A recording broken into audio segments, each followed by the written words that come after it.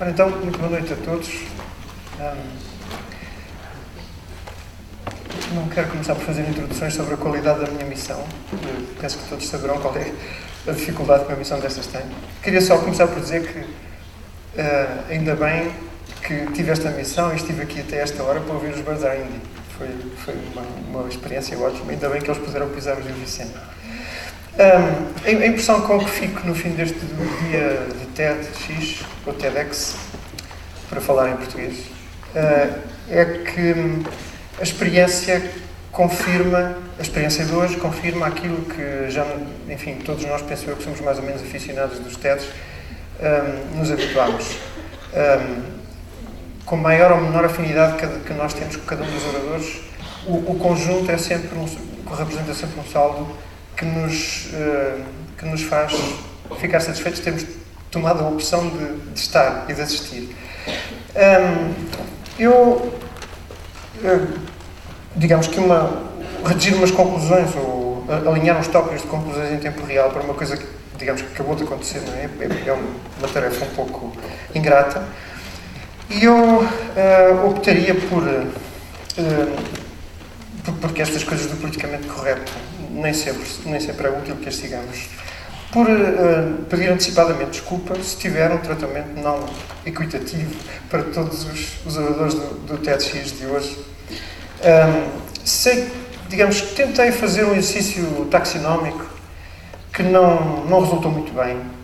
Eu diria que talvez, apesar de tudo, eu arriscasse dizer que há um conjunto de oradores do TEDx hoje que se dedicou de uma forma ampla a falar ou a transmitir-nos mensagens e sensações e emoções sobre as relações com os outros e entre todos, não é? E eu contaria aí talvez 6 destes oradores que de uma forma mais explícita se dirigiram a essa categoria de coisas. Depois houve alguns oradores que nos falaram de limites e capacidade para superar limites, a mobilização de forças interiores para superar limites. Houve quem nos falasse de ciência, houve vários outros, talvez em maior número do que nos falaram de limites e capacidade para superar, que falaram em arte e cultura de uma forma genérica, porque tudo isto são manchas mais ou menos difusas. Houve quem nos falasse de cidades, houve quem nos falasse de política e houve quem nos falasse de saúde, embora todas estas coisas todas as taxonomias estão erradas, porque nunca ninguém concorda com... Não há nenhuma taxonomia que satisfaça um universo de mais do que uma pessoa, de modo que está sempre errado.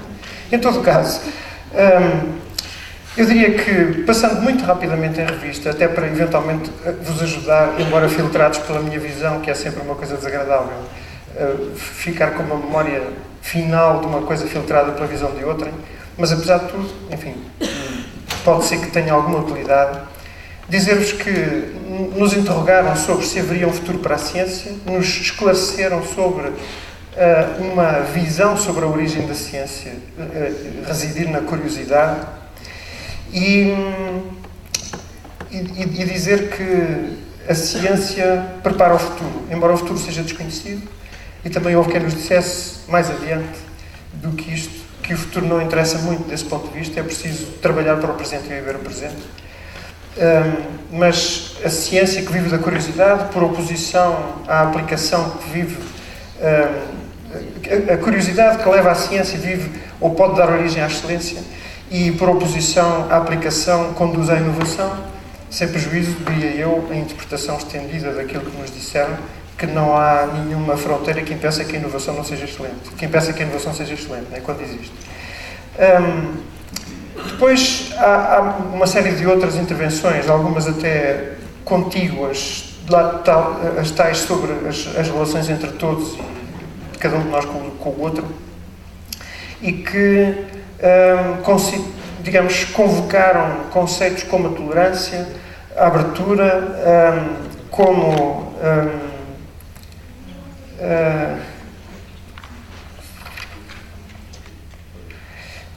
há uma que particularmente me tocou, que diz respeito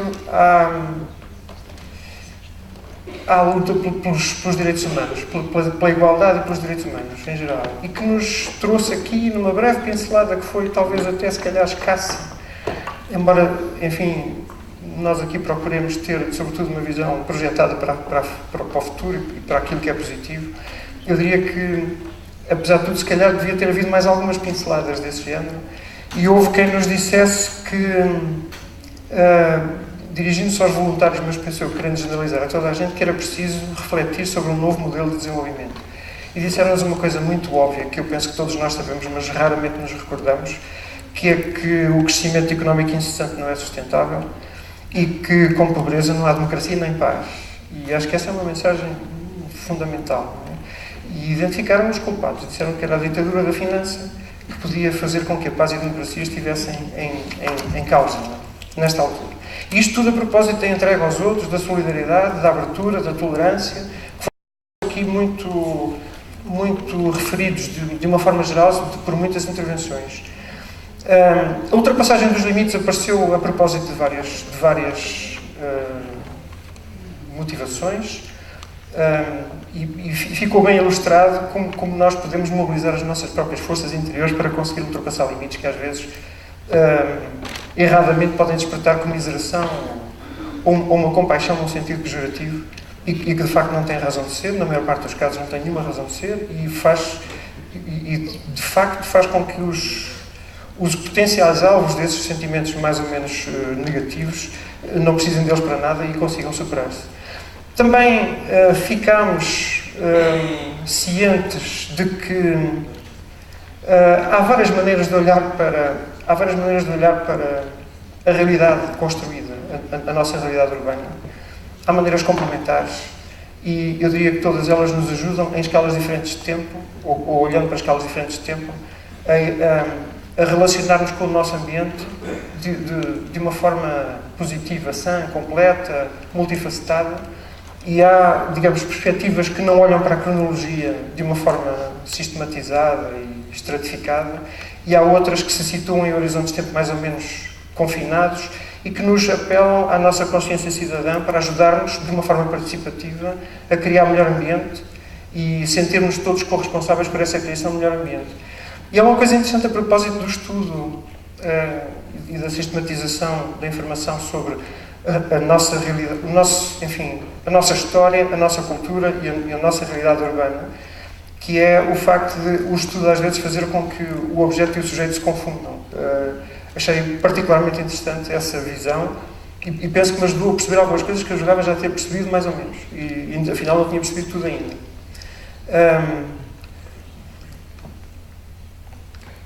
Esta entrega aos outros passa por muitas atividades, passa por várias, eu penso que não é preciso estar a referi-las para perceberem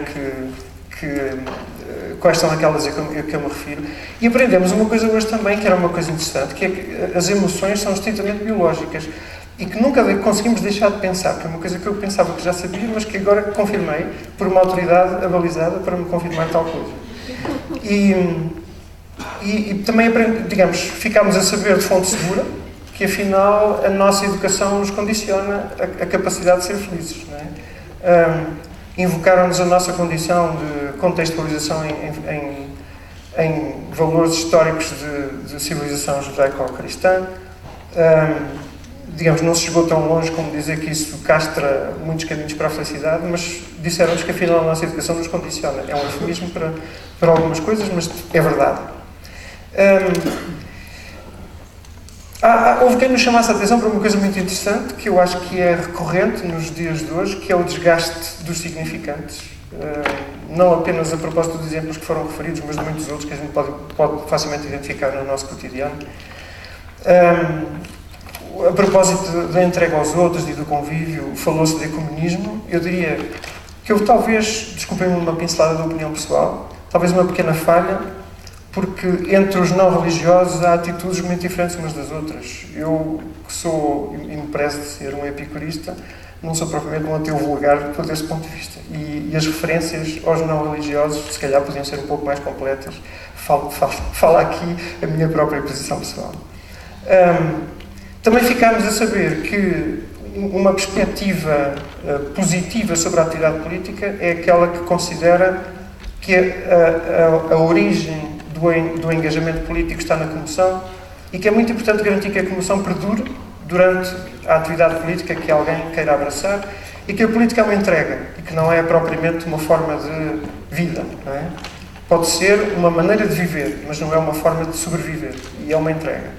E isso é uma mensagem que eu penso que é fundamental que nós tenhamos todos, sobretudo nestes tempos, por boa, e que isso nos permita distinguir o trigo do joio, de quem faz o quê, não é? Na política.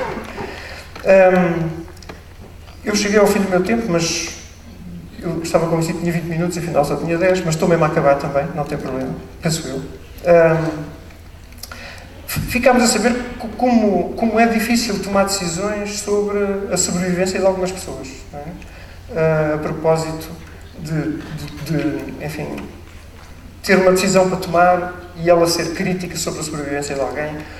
É uma coisa que talvez a gente não se lembrasse se não nos chamassem a atenção de uma forma direta para isso, e é uma situação que eu pessoalmente não gostaria de passar por ela, espero não ter que passar. E finalmente, eu diria que, para não abusar e não vos tomar mais tempo, eu acho que alguns dos desafios que também nos puseram foram desafios, enfim, algumas ilustrações ou iluminações que eventualmente nos trouxeram, permitem que nós possamos concluir, até prova em contrário, que a arte nos ajuda a dar resposta ao que nunca terá resposta, eventualmente até pode vir a ter algumas das coisas que a gente imagina que não tenham, mas grosso modo é verdade que aquilo que nunca terá resposta pode, isto é, as respostas podem ser antecipadas pela arte, sabendo nós que não são respostas senão as artísticas. E finalmente eu diria, como última referência, que digamos, a mania de ensinar a escrita criativa foi muito brilhantemente caricaturada por um número de stand-up comedy muito interessante, sem deixar de ter tido uma conclusão muito séria sobre como é que se aprende, e que de facto todos aqueles que escrevem aprendem e têm uma forma de aprender, e que eu diria aquilo que se disse como última conclusão a propósito disso é válido para qualquer coisa da vida, salvo erro, não é só para a escrita, que é que o culto do gênio é inimigo da necessidade de trabalhar para criar. Eu diria que isso é válido para qualquer atividade no domínio da cultura ou da ciência, e acho que esse talvez seja, sem querer que isso seja a conclusão do meu relato, pobre e fragmentado, como facilmente perceberam, apesar de tudo é uma pincelada muito interessante, que é, enfim, não deixa de ser recorrentemente uma repetição, e a repetição é um tema que é caro. Não deixa de ser uma repetição, mas é uma repetição bonita. Muito obrigado.